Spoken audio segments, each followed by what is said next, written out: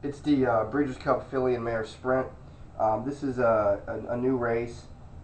We had one race last year, one running. And so what I did when I was looking back through some of the history of the Breeders' Cup, I actually was studying the actual Breeders' Cup Sprint in addition to last year's race.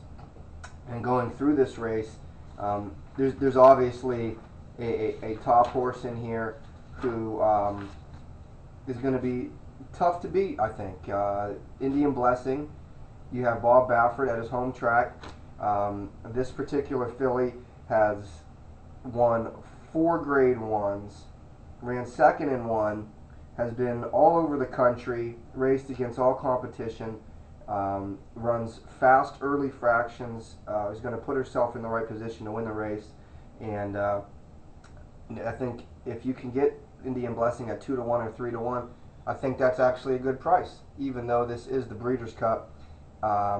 This race, the way I looked at it was, last year the race was won off the pace. Indian Blessing, going back to Indian Blessing, she is 2 for 2 at the distance.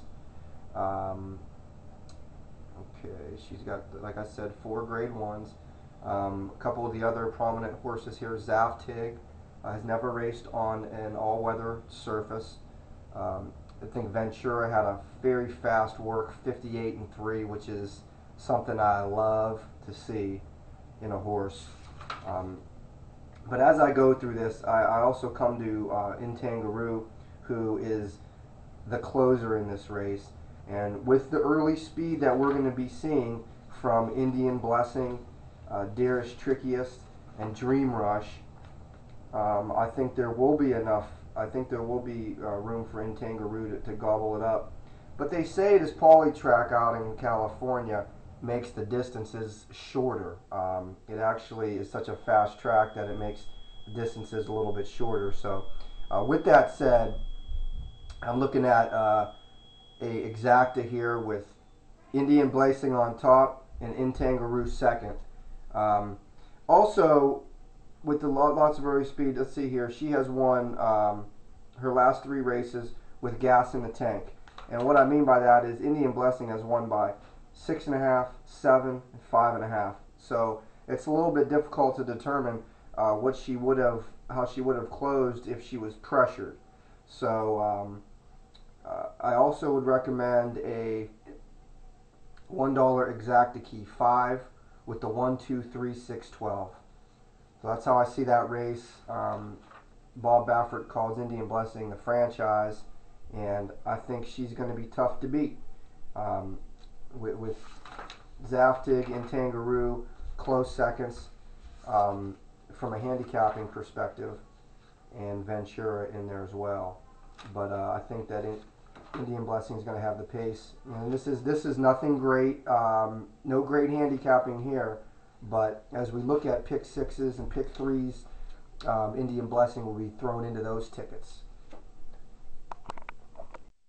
Handicapping the Breeders' Cup Juvenile Filly on the turf. This is a race where I like a horse that's a little bit of a long shot. We'll go through some of the prominent contenders here. The 2 Lara IEH stables. This horse is coming off a big victory at Keeneland at mile 16th at the distance, 143-2. Seemed to be running pretty easy. The horse was 11-1 at the start of that race, so I find that a little bit interesting.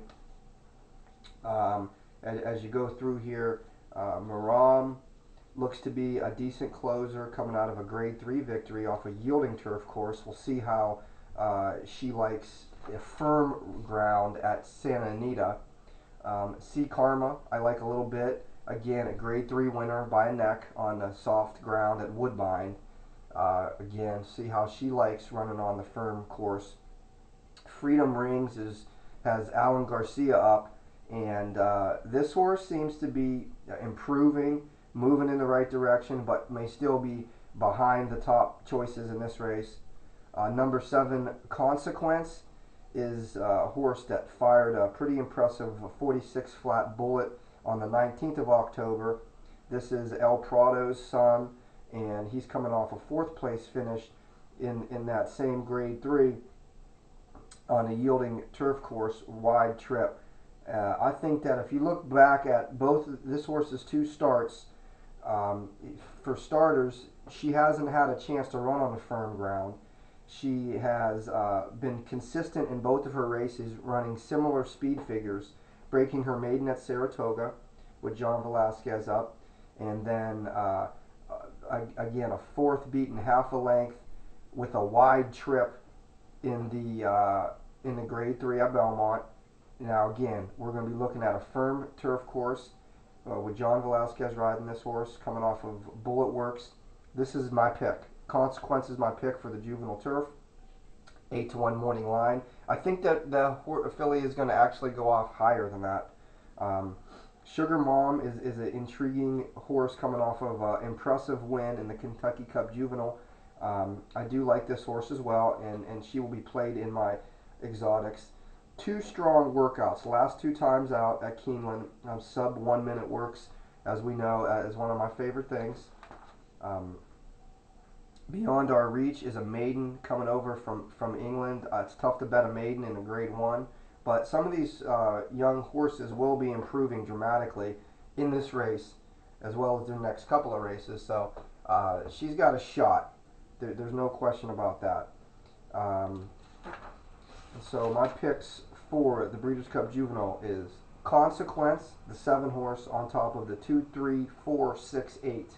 And that exacta right there is a $5 wager, and if it comes in, it could pay handsomely. So Consequence is the pick in the juvenile fillies on the turf.